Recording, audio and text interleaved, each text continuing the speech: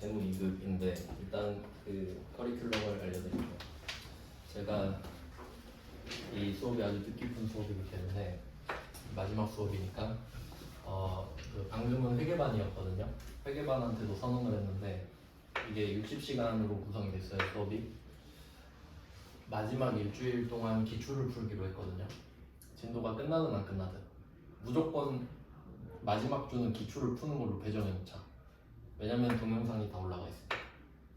근데 세무 2급도 저번에 찍어놓은 게 있기 때문에 약간 좀 짜깁기를 하긴 해야 돼요. 그러니까 저번에 다 못 찍어가지고 이론 쪽에 재무회계 쪽은 거의 다 찍었는데 원가회계를 안 찍어놔서 그래서 원가회계 드린 거거든요. 그러니까 재무회계는 영상으로 보셔야 돼요. 그래야 여러분이 시간을 아낄 수 있고 마지막에 기출을 강제로 풀게 해야. 그러니까 여러분 중에 만약에 그 회계 1급을 못 붙었으면 그 마지막 일주일에 회계도 기출 풀 거 아니에요. 그럼 그때 와서 들어요. 그럼 되잖아. 어때 좋지 않습니까? 일주일만 고생하면 되잖아. 일주일만 4시간 딱딱딱 듣고 둘 다 합격.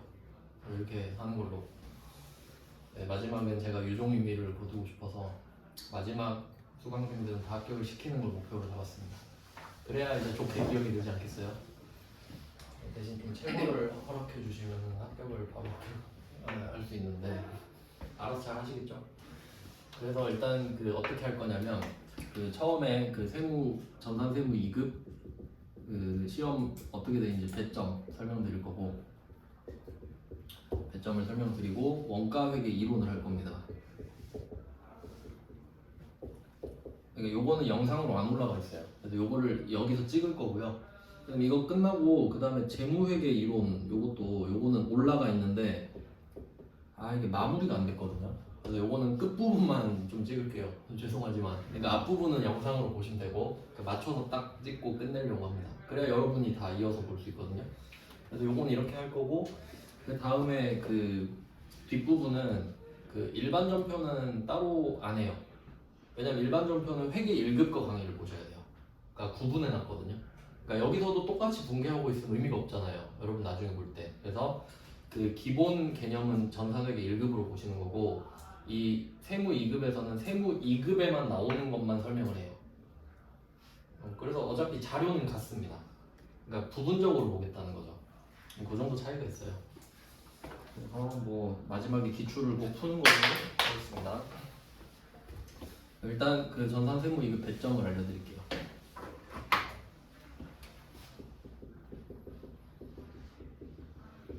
이게 그 베이스가 회계 1급이니까 회계 1급이랑 겹치는 부분이랑 안 겹치는 부분을 구분해서 설명을 드리겠습니다. 일단 이론 같은 경우는 범위가 똑같다고 보셔도 돼요. 이론은 똑같다고 보셔도 돼요. 그러니까 보통은 회계 1급 떨어져도 세무 2급 수업을 들으면은 합격을 하게 되는 게 이론도 듣기 때문이죠. 회계 1급 때는 이론을 안 들었었는데 이것까지 들으면 당연히 합격합니다. 당연히. 이론은 재무, 원가, 세법 이렇게 돼 있는데 세법 같은 경우는 좀 그 공략하기가 별로 좋지 않아요. 너무 넓거든요. 그래서 재무랑 원가 쪽만 많이 맞히는 걸로 세법은 그냥 부가세 정도만 잘 찍으시면 되고 재무 5개, 원가 5개, 세법 5개거든요. 근데 목표 점수도 정해드릴 건데 재무는 4개 맞춰야 됩니다. 요거 자산부채 자본 수익 비용인데 이거 틀리면 안 되잖아요. 그것만 했는데 요거는 4개 정도 맞춰주시면 되고 4, 5개. 그 다음에 원가 이제 이걸 처음 배우잖아요. 근데 원가 하면 계산 문제라고 생각이 드는데 오히려 말 문제가 더 많습니다. 그래서 이걸 공략하면 3, 4문제를 맞출 수 있어요. 그래서 원가는 말 문제 위주로 해서 서너 문제. 그 다음에 세법은 좀 알아서 잘 찍으셔야 돼요. 왜냐면 이걸 왜 제가 아예 안 하냐면 세법이 부가가치세랑 소득세가 나와버리거든요. 연말정 다녀야 되니까. 근데 요거 5개 맞히자고 이걸 공부하기가 조금 가성비가 떨어지거든요.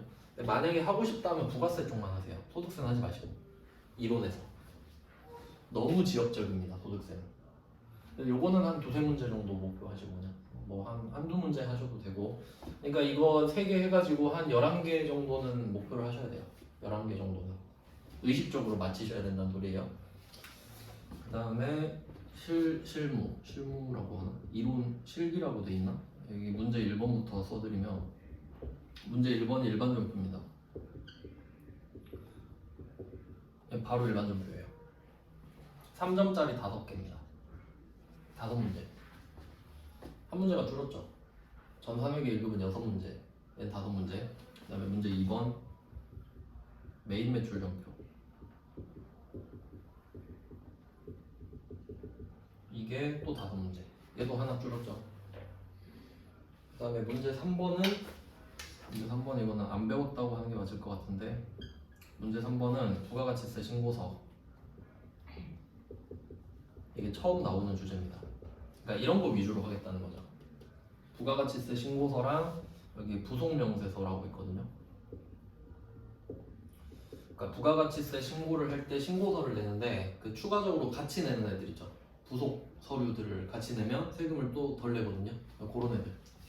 그래서 보통 요거랑 그 다음에 요거를 전자신고하는 것까지 해서 보통 배점이 5점, 3점, 2점 이렇게 돼요. 점수로 이렇게 해서 문제 3번이 10점 정도 되는 거죠. 문제 3번은 합쳐서 10점으로 나와요. 근데 이 전자신고라는 게 최근에 추가됐는데 이 부가가치세 신고서를 말 그대로 전자로 쏘는 겁니다. 그러니까 얘는 매번 답이 똑같지. 그러니까 하는 행위니까 그냥. 그러니까 실무에 적합하지 않으니까 넣은 것 같아요 그냥. 그래서 뭐 이 2개만 생각하시면 돼요. 요건 어차피 똑같을 테니까. 네, 문제 3번은 이렇고. 칸이 없네요. 위에다 쓸게요.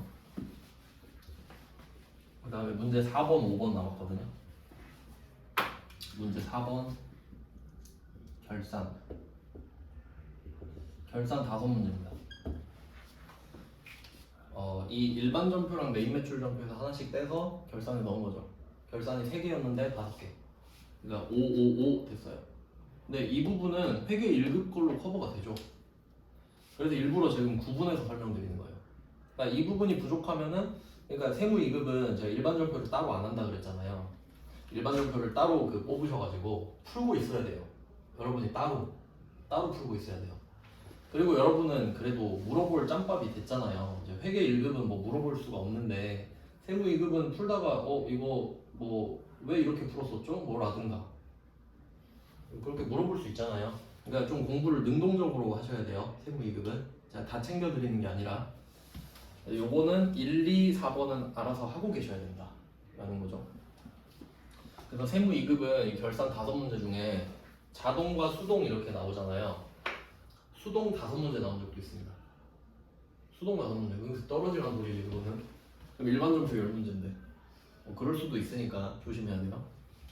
그 다음 문제 5번. 이게 끝인데 이게 연말정산 관련된 거예요.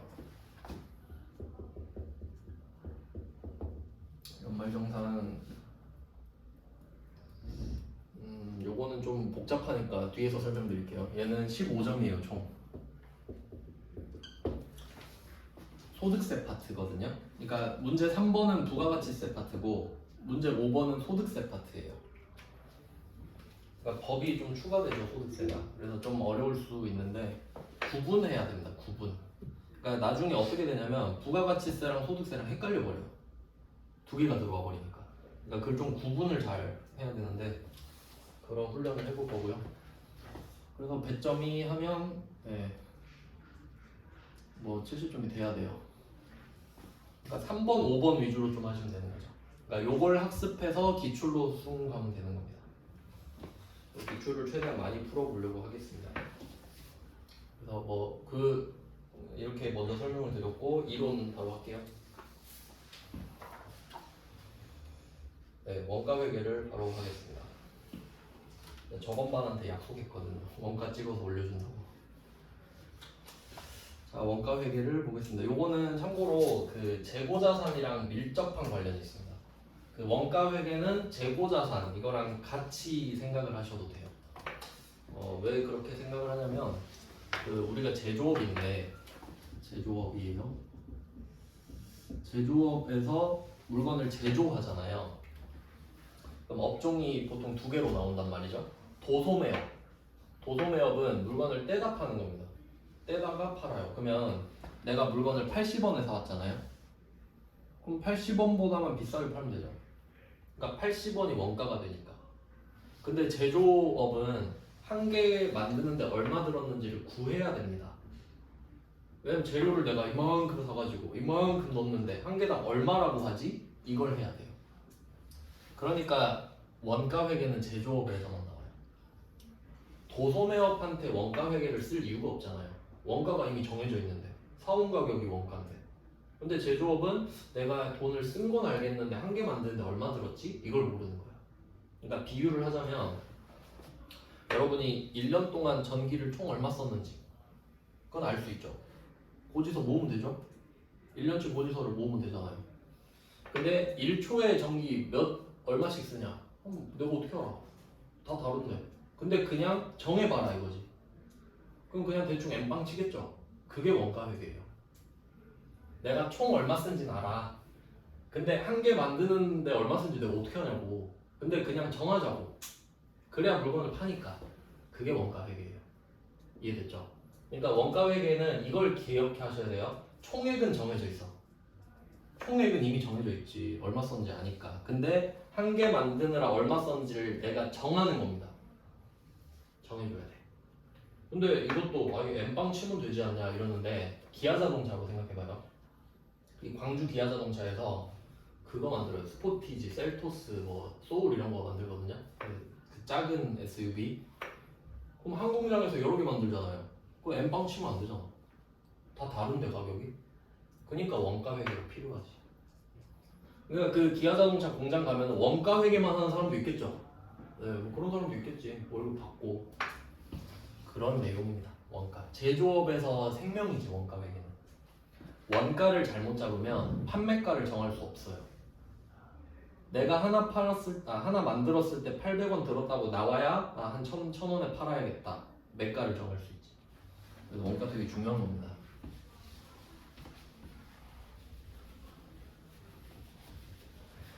자, 원가를 한번 해볼게요. 그래서 재고자산이랑 밀접한 관련이 있다.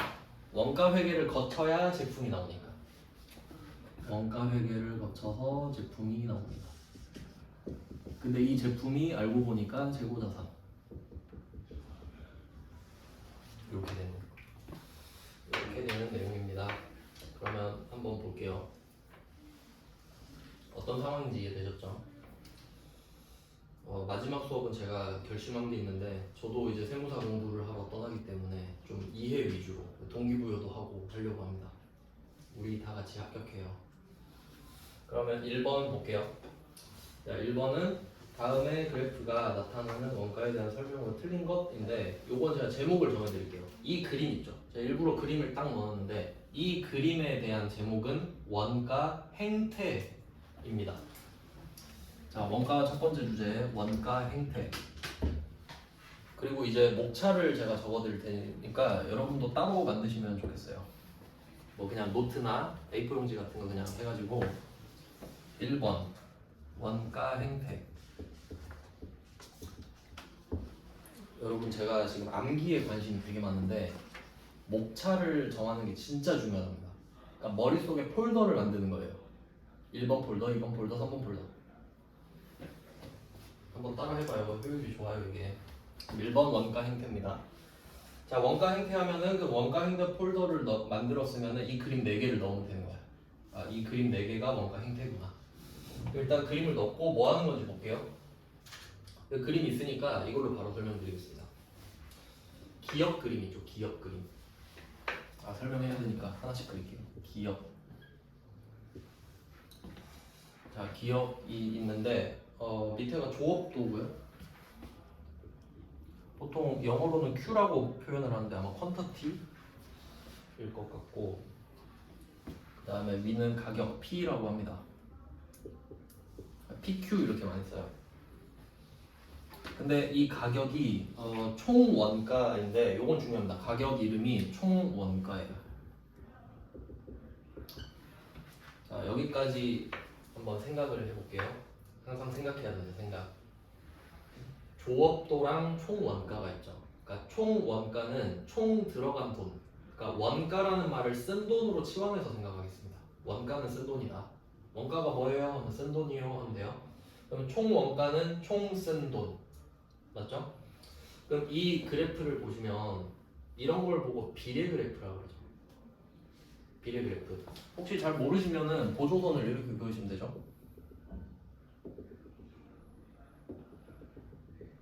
1, 2, 3 이렇게.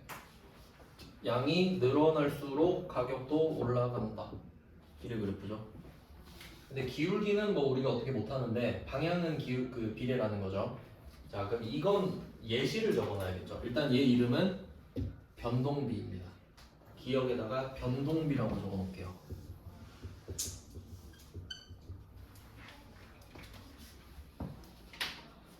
변동비. 그리고 원가 회계에서는 B라는 글자 있죠. B라는 글자가 원가라는 말이랑 바꿔서 써도 돼요. 그러니까 변동 원가 이래도 되는 거지. 변동비, 변동 원가. 원가 회계에서는. 그러면 왜 변동비냐? 조업도가 늘어나니까 가격이 변동했죠. 그래서 변동비예요. 안 어렵죠? 근데 얘는 그 그림이 하나 더 있는데, 그러니까 기억-1이면은 옆에 기억-2가 있어요. 그러니까 이 오른쪽 니은 아니에요. 따로 조그만하게 그리시든가 해야 돼요. 포스트잇 붙이든가 아니면 노트에 따로 쓰든가. 자, PQ 이렇게 또 하겠습니다. PQ. 근데 이번에는 이 P가 이름이 달라져요. 단위당 원가라고 쓸 거예요. 단위당 원가.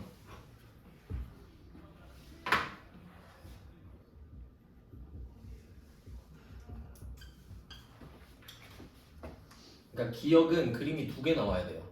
이렇게 총 원가랑 단위당 원가 이렇게 되거든요. 그럼 한번 생각해 볼게요. 자, 변동비에 해당하는 사례를 제가 불러드릴 테니까 이해를 매칭을 시킬게요. 변동비 하면은 이거 생각하면 돼요. 최저시급, 최저시급, 예시. 왜 그럴까? 1시간 시키면 10,000원, 2시간 시키면 20,000원, 3시간 시키면 30,000원 줘야 되니까. 일을 많이 할수록 돈이 많이 들죠. 비례하고 있죠. 변동비. 총 원가가 올라가고 있죠. 자, 그러면 단위당 원가는 시간당 10,000원이거든요. 그럼 이 그래프는 어떻게 그릴까? 수평. 1시간이어도 10,000원, 2시간이어도 10,000원, 3시간이어도 10,000원. 단위당이니까. 이렇게 생각하면 돼요. 여러분이 만약에 뭐 편의점 알바를 해요. 그럼 점장이 나보고 8시간 하래. 그럼 점장님 7시간 일 시켜주셨으니까 1시간은 공짜로 해드릴게요. 뭐 이러나요? 1시간을 해도 10,000원, 8시간을 해도 시간당 10,000원이죠. 시간당 단위당 뭔가 안 바뀌죠. 10,000원. 그러니까 최저시급 생각하면 돼요. 변동비 뭐야 하면 최저시급. 그럼 최저시급은 총원가는 올라가는데 단위당은 똑같지. 이해하셔야죠. 그래서 뭐 요거를 그 최저시급으로 알려드렸는데 원가에서는 노무비라고 해요. 근데 뭐 그냥 최저시급 하면 되시고 그것도 있죠. 재료비. 이것도 생각하면 돼요. 예를 들어 삼성전자예요. 삼성전자가 휴대폰을 만들어. 그럼 휴대폰 한 개당 액정 한 개 들어가죠. 그럼 한 개 만들면 액정 하나, 2개 만들면 액정 2개, 3개 만들면 액정 3개죠. 근데 단위당 원가 똑같을 거예요. 그러니까 재료비, 노무비 이렇게 가요. 변동비는.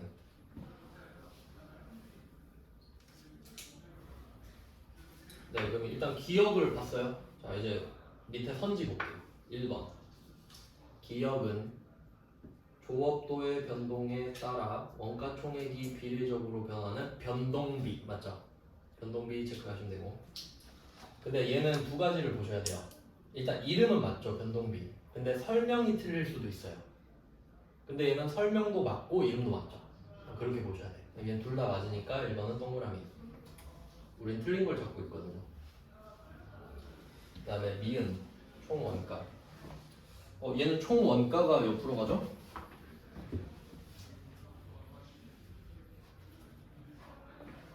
그 이름을 한번 맞춰볼까요? 아까는 총 원가가 변동했잖아요. 그럼 지금 니은은 총 원가가 어떻게 돼 있어요? 고정되어 있죠. 고정비. 니은은 고정비입니다. 니은 고정비. 고정돼 있으니까. 자, 니은은 고정비입니다. 이건 뭐 따로 그려놓으시면 좋겠죠. 왜냐면 내 머릿속에 넣어야 되니까 그렇습니다. 그러니까 조그맣게 한번 보기 안 좋으니까 복습할 때 정리를 한번 해도 이거 시험에 잘 나와요. 실제로도 중요하고. 자, 그러면 이 느낌까지 받아야 돼요. 여러분이 이거 써먹어야 되잖아요. 가서. 그러면 변동비는 안 중요해요. 왠지 아세요? 통제가 안 돼서 그래요. 통제가 안 되니까. 무슨 말이냐면 내가 알바를 쓰는데 1시간 시키면 10,000원 줘야 되죠. 8시간 시키면 80,000원 줘야 되잖아. 내가 이걸 어떻게 할 수가 없죠. 그럼 내가 여기에다 신경 써서 뭐해? 그럼 8시간 시켜놓고 잘해라 나 갈게 하는 수밖에 없죠. 그러니까 변동비로는 돈을 못 벌어요. 이건 내가 어떻게 할 수가 없으니까. 그러니까 우리는 이건 인생에서도 그런데 여러분이 그 딱 2개밖에 없어요. 모든 일이 내가 어쩔 수 있는 거랑 어쩔 수 없는 게 있죠. 그럼 어쩔 수 없는 거에 미련 가지면 안 되죠. 또 그걸 생각해서 뭐해? 어쩔 수 없는데 뭐 어쩔 수 있는 걸로 가야지. 그러니까 얘는 어쩔 수 없잖아요. 그럼 고정비로 한번 가볼게요.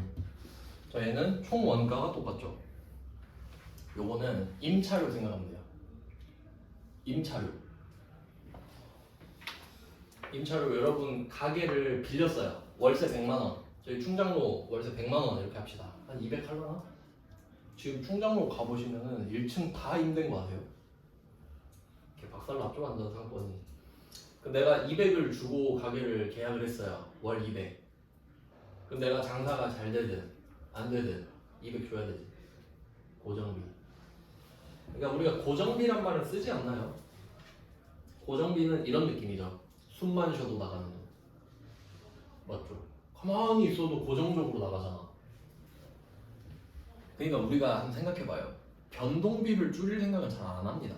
그러니까 내가 기름을 넣어야 되는데 기름을 덜 넣으면 결국 다음에 더 많이 넣어야 되고, 기름은 어쩔 수 없이 넣어야 돼. 교통비도 못 줄여. 맞죠? 밥값도 줄이기가 힘들죠. 고정비, 쓸데없는 고정비를 줄여야지. 휴대폰 요금을 알뜰폰으로 바꾼다. 뭐 이런 것들. 그러니까 고정비가 사실 핵심 아닙니까? 그럼 얘는 이제 단위당 원가로 가잖아요. 얘로 돈 벌어요. 고정비 단위당 원가가 진짜 중요해요. 고정비의 단위당 원가가 이게 돈 버는 포인트입니다. 니은 다시 2번. 아, 얘도 고정비구나. 자, 얘는 반비례 그래프거든요. 이거예요. 이걸로 돈 벌어요.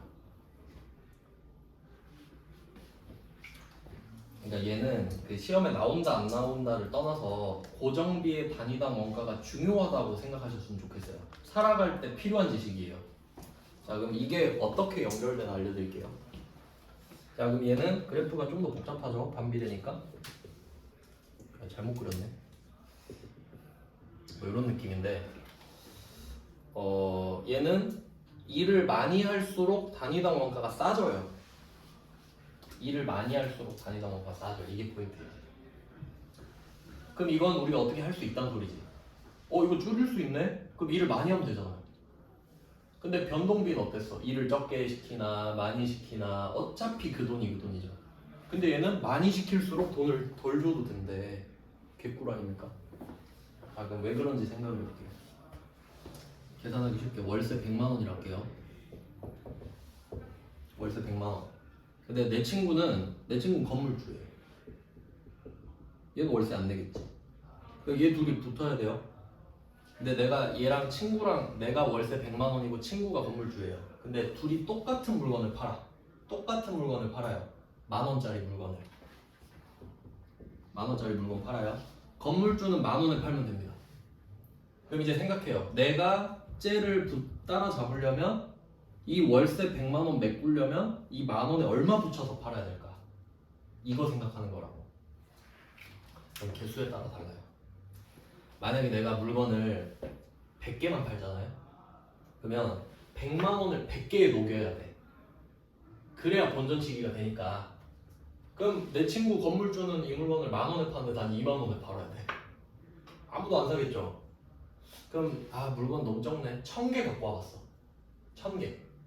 그럼 얼마 더 받아야 되죠? 1000원. 많아졌잖아, 수량이. 어차피 내 목표는 100만 원을 녹이는 거기 때문에 수량이 많아지면 부담이 적어지지. N빵으로 가니까. 그럼 내가 10,000개를 갖고 와봤어요. 10,000개. 그럼 얼마 더 비싸게 팔아요? 100원이잖아. 그럼 이제 할만해.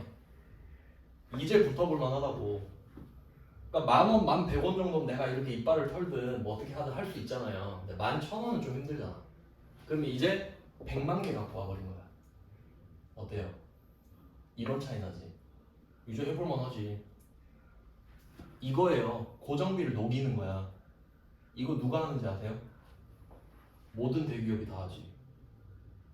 많이 만들면 되잖아요. 그러니까 왜 마트가 안 싸요? 많이 만드니까. 우리가 많이 만들어서 싸게 만들었거든요? 그러니까 싸게 사세요 이거잖아. 우리가 마트에 가기만 하면 되잖아. 근데 편의점은 비싸지. 조금만 파니까. 이게 다 이 원가에서 나온 거 아닙니까? 이렇게 원가를 정했으니까 판매가가 정해진 거 아니야? 그러니까 같은 물건인데도 장소에 따라 가격이 다른 거지. 그러니까 대기업들은 고정비가 없죠. 없이 시작하겠지. 왜냐면 고정비는 0에 수렴하니까. 아예 녹여버릴 수 있잖아요. 그러니까 0이 될 수는 없는데 0에 가까워지잖아. 계속. 맞죠? 이렇게 갖고 와봐요. 이렇게 0.0 이건 비싸잖아. 그러면 뭐 그 정도면 차이가 안 나지 않나요? 그 정도면 느낄 수가 없어. 그럼 없는 거라 보면 되는 거라고요. 그러니까 대기업을 못 이기지. 걔네들은 고정비가 없는데. 하지만 변동비는 얘네들도 어쩔 수 없죠. 그러니까 이걸 알고 살아야 된다고.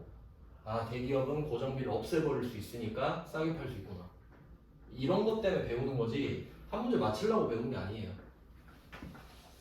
네, 알겠죠? 뭐가 중요한 건지. 그러니까 실제로 저게 진짜 중요한 겁니다. 네. 그러니까 이게 보통 중소기업들이 돈 버는 포인트가 3개가 있는데 한번 말씀을 드려볼게요. 납득이 가능한. 그러니까 막 그런 거 있죠. 아니 저 중소기업은 왜 저렇게 버티고 있을까? 이런 회사도 있잖아. 그냥 왜 저렇게까지 버티지? 첫 번째, 어떻게 돈을 벌 수 있을까?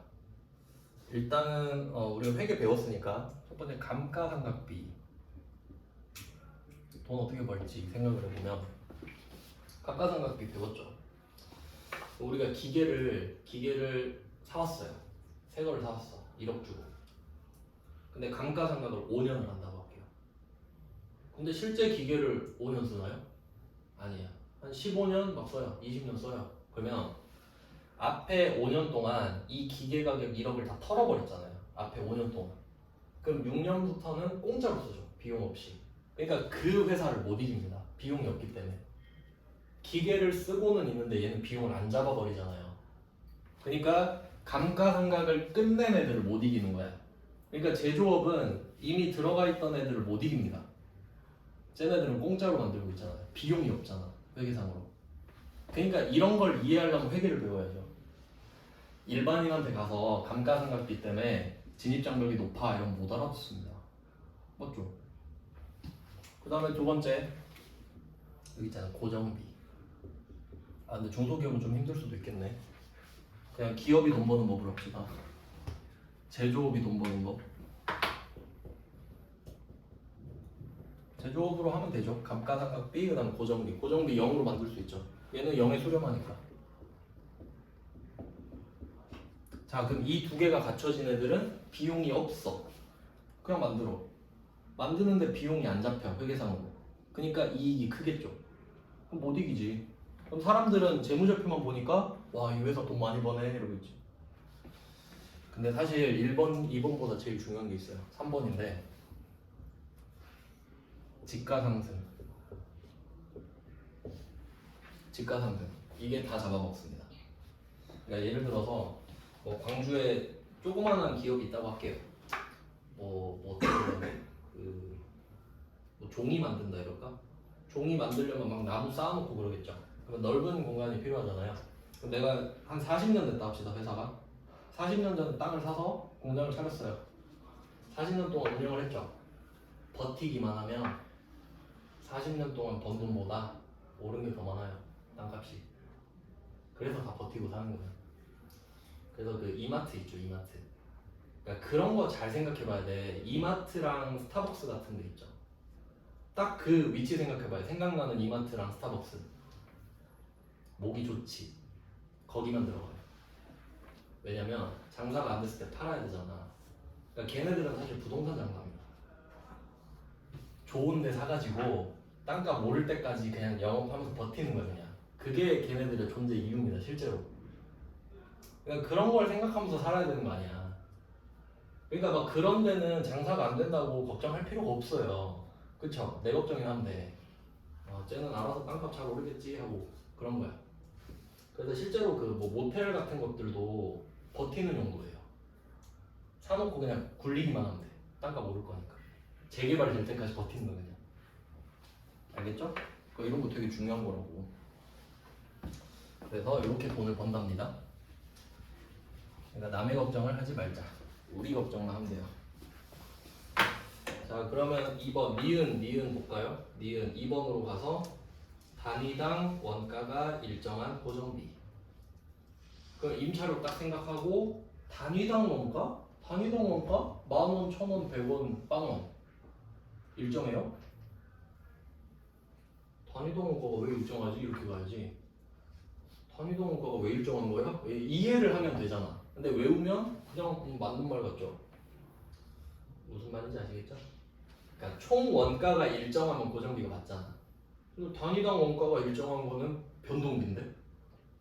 그러니까 고정비 X표 치고 아니다. 단위당 원가가 뭐라고 해야 돼요? 내려가는? 감소하는? 감소하는이라고 해야 맞죠? 그러니까 두 가지 방법이 있잖아요. 답을 만드는 게.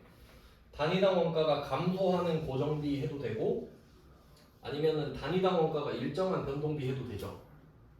뭐 둘 다 되니까 둘 다 적어 놓으셔도 되고. 이거 제대로 이해해 보면은 뒤에 거는 그냥 꽁으로 다 먹는 거란 말이에요.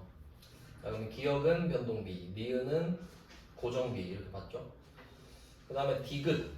디귿은 이름을 바로 적어드릴게요. 디귿은 뭐더라? 준 변동비예요. 준 변동비. 변동비에 준한다 해서 준 변동비. 그리고 하나 더 적어 놓을게요. 디귿은 준 변동비에다가 혼합 원가라고도 해요. 혼합 원가라고도 해요. 얘는 그림이 한 개인데 그림이 이렇게 돼 있잖아요. 중간에서 꽉 튀어나왔죠. 왜 그러냐면 이 보조선 하나 그리세요. 이렇게 옆으로 점점점점 그리면 이 옆으로 점점점점 그린 거 고정비죠. 고정비. 그 위에 변동비 올라가죠. 혼합돼 있잖아. 고정비랑 위에 변동비 혼합돼 있어서 혼합원가라고도 하고 이거 변동비 같긴 한데 아니네 그럼 준변동비 뭐 이런 느낌이지. 요거는 요것도 예시를 좀 적어놓을까요? 예시. 얘는 딱 나오는 게 두 개인데 전력비랑 통신비. 전력비랑 통신비. 전력비, 통신비 적어놓고 생각해 볼게요. 여러분 전기요금. 만약에 여러분이 집을 한 달 동안 비웠어요. 집을 아예 안 들어갔어요. 한 달 동안. 그럼 전기요금 안 나오나요? 얼마 나오겠지. 기본값. 그게 고정비입니다. 휴대폰도 마찬가지죠. 여러분 휴대폰 한 달 동안 안 써도 요금 나오죠. 그거 고정비잖아. 근데 더 쓰면 더 나오지. 그게 준변동비. 준변동비는 단위당 원가 없습니다. 이거 되게 복잡해지거든요. 이거 하면. 옛날에 어떤 수강생이 한양공대 전기과인가 그런 수강생이 있었는데 나한테 이거 그 준변동비 단위당 원가 그래프 그려서 보여줬어. 네, 참 신박한 경험이었는데 쌤 이렇게 그리면 돼요 하면서 막 근데 막 끊어져 있었는데 저는 이해 못하겠더라고요. 그 다음에 리을 디귿 봐야죠. 3번 변동 원가와 고정 원가가 혼합됐죠. 맞죠? 준변동비, 준변동 원가 맞죠? 맞아요. 그럼 답이 4번이네. 2번이었죠? 이제 리을 보겠습니다. 리을은 준고정비. 패턴 보이죠? 준고정비.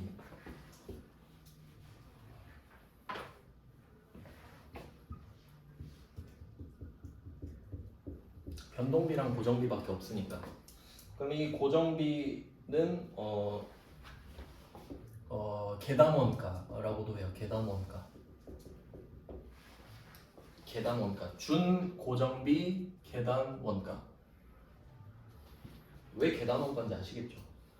계단처럼 생겼잖아요. 근데 이거 잘 생각해보면 리을이 고정비가 쌓여있죠. 고정비가 쌓여있잖아요. 근데 이거 매지가이로 보잖아요. 그럼 변동비예요. 전체적으로 보면 변동비잖아.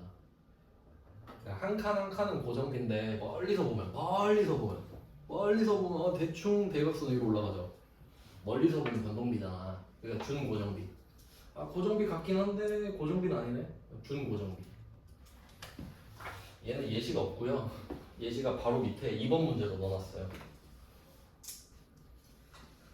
그럼 일단 리을 선지만 보고 4번만 보고 2번 문제로 넘어가겠습니다. 4번. 리을은 일정한 범위의 조업도 내에서, 이거를 한번 좀 생각해 볼게요. 이 말 있잖아요. 일정한 범위의 조업도 내에서, 이 말 있죠. 요거는 그냥 하는 말이에요. 이건 그냥 치킨은 맛있다 뭐 이런 거예요. 그러니까 왜냐면 일정한 범위의 조업도 이게 뭐냐면, 아까 제가 기억에서 최저식을 말씀드렸죠. 그러면 그 일정한 범위의 조업도는 8시간인 거야. 왜? 9시간부터는 1.5배 줘야 되잖아요. 그러니까 그게 안 깨지는 범위 내에서란 소리예요. 근데 당연한 소리 아니야? 치킨은 맛있다 이런 느낌? 그러니까 그냥 원래 나오는 말이구나 하고 넘어가시면 돼요. 그냥 하는 말, 추임새. 일정한 금액이 발생한다.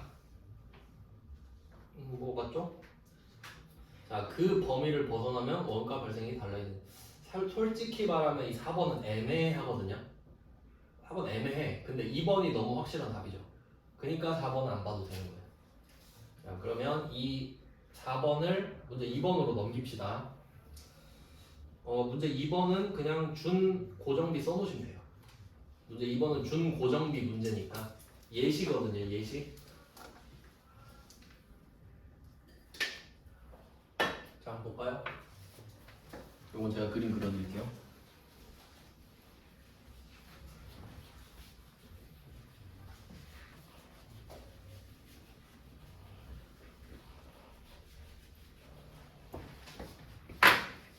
자, 일단 그림 비교. 그러면 전체적인 틀을 이제 딱 생각해보자. 머릿속에 이미지화 시켜야 4개 있죠, 그래프가. 근데 변동비, 그러니까 맨 왼쪽 위에가 변동비, 오른쪽 위에가 고정비, 그다음 왼쪽 밑에가 준변동비, 오른쪽 밑에가 준고정비, 이렇게 되죠. 4개 그렸죠? 근데 위에 있는 변동비랑 고정비는 하나씩 더 있어. 단위당 원가가. 그렇게 생각하시라고. 알겠죠? 의식적으로 해야 돼. 이제 공부 방법도 알려주려고. 우리 같이 합격해야 되니까. 네. 그 중에 오른쪽 밑에 거라 해야지. 그러면 밑에 있는 준 시리즈 있죠? 걔네들은 단위당 원가를 안 물어봐요. 그렇게 이해하면 되잖아. 그럼 얘는 총 원가만 물어보면 되겠다. 이렇게 되죠. 자, 그러면 내용을 확인해 봅시다. 이번에 원가 행태도 표시하면 되겠죠. 그러니까 생각해보면 1번 문제에서는 원가 행태란 말을 안 썼잖아요. 이게 최근 트렌드인 거야. 이거 그림 보여주면서 이거 뭔지 알지? 행태야. 이렇게 말 안 해주면 돼요. 그러니까 느낌을 잘 받으셔야 되고요. 2번은 현재 보유하고 있는 기계가 2대. 한 대당 원가가 2천만 원이에요. 자, 그럼 얘는 가격이 한 대당 2천만 원. 한 대 더 사면 4천만 원. 한 대 더 사면 6천만 원. 이게 P 맞죠? 총 원가. 자, 그 다음 조업도 기계장치 한 대당 최대 생산량입니다. 그러니까 이거 2천만 원짜리 한 대 사면 최대 10,000개까지 만들 수 있어요. 그럼 이거 한번 제가 문제 내볼게요. 우리가 이 기계를 한 대를 갖고 있다고 할게요. 한 대. 제품을 7,000개 주문 들어왔거든요. 한 대로 가능해요? 가능하죠? 그럼 8,000개로 늘었어요. 한 대로 가능한가요? 9,000개는? 10,000개는? 근데 주문이 10,100개 들어왔어. 10,100개. 빨리 해달래, 빨리. 한 대로 돼요? 안 되죠. 2대가 필요하죠. 언제부터? 몇 개부터? 11,000개부터. 그러니까 만까지는 2천만 원으로 커버가 되거든요. 그러니까 이게 한 대, 2대, 3대예요. 에이, 잘못했다. 12,000, 3만이에요. 12,000, 3만. 그냥 조업도잖아요. 그럼 내가 만까지는 2천만 원으로 커버가 돼요. 그쵸? 그러니까 0부터 1, 2, 3, 4 쭉 가다 만까지 돼요. 근데 11,000개부터 갑자기 4천으로 퍽 뛰는 거예요. 이렇게 11,000개에서 공백 그냥 붕 뛰어버리잖아요. 한 개 차이 때문에 10,000개까지는 한 대로 되는데 11,000개부터 2대가 필요하잖아요. 그러니까 이렇게 공백이 딱 생겨버리는 거예요. 그럼 21,000개는 3대가 필요하죠. 그럼 갑자기 뛰겠지 또 이렇게 되는 거예요. 이게 준 고정비. 뭐라 예시를 들 말이 없어서 그냥 2번 문제를 넣어버린 거죠. 그러니까 준 고정비 하면 이 문제를 떠올리시면 돼요. 아, 이게 준 고정비구나. 네, 이런 내용인데 이거 이해를 하시는 게 중요하죠. 네, 이제 개념을 다 깔았으니까 이제 문제 다 주워 먹는 거야. 3번부터 날로 먹는 겁니다 이제. 자, 3번은 원가 행태. 다 보이죠? 몇 번이에요? 2번. 직접비는 뭐야? 직접비는 다른 동네거든요. 그러니까 이게 그룹핑이 중요한 거야. 제가 원가 행태하면 4개 그리려 했죠. 변동 고정, 준변동, 중고정. 그 4개를 떠올려. 직접이 없네? 2번. 근데 원가 안에 다 B로 끝날 거 아니에요. 근데 이걸 그냥 외운다 생각해봐. 그럼 얘도 맞는 것 같고 쟤도 맞는 것 같고 그러겠지. 그러니까 한 문제를 풀어도 좀 기억을 하시면서 풀어야 돼요. 제가 요새 수강생들한테 하는 말이 있는데 그 말을 많이 해요. 기억하지 못하면은 배운 게 아니다. 여러분 이거 기억 못하면 안 배운 거예요. 아무 의미 없어요. 써먹으려면 기억을 해야 되고 응용력까지 갖추셔야 돼요. 그다음 4번. 자, 이제 한번 머리 써볼까요? 이제 아웃풋을 하는 거야. 우리가 인풋을 했잖아요. 공부를 잘하려면 인풋만 하면 안 돼요. 그러니까 공부 못하는 애들이 인강만 듣고 있거든. 그럼 내가 바로 테스트 해보는 거야. 3번 문제로. 4번 문제로. 내가 되는지 속으로 한번 풀어봐요. 자, 원가 행태 나왔죠? 첫 번째, 조업도가 증가하거나 감소한다. 이런 말을 보통 변동한다 그러죠. 그러니까 조업도가 늘 수도 있고 줄 수도 있고. 그럼 좌우예요 얘는. 좌우. 조업도가 왼쪽 오른쪽. 단위당 원가가 일정하대. 단위당 원가는 한 개당 가격인데 일정하다고? 뭔가 떠오르는 게 있나요? 최저시급이 떠오르면 좋죠. 아, 1시간당 원가는 10,000원이구나. 변동비네. 맞죠? 이렇게 푸는 거예요. 아웃풋을 해야 될 거 아니에요, 이제. 생각을 해서. 배운 대로 푸시면 돼요.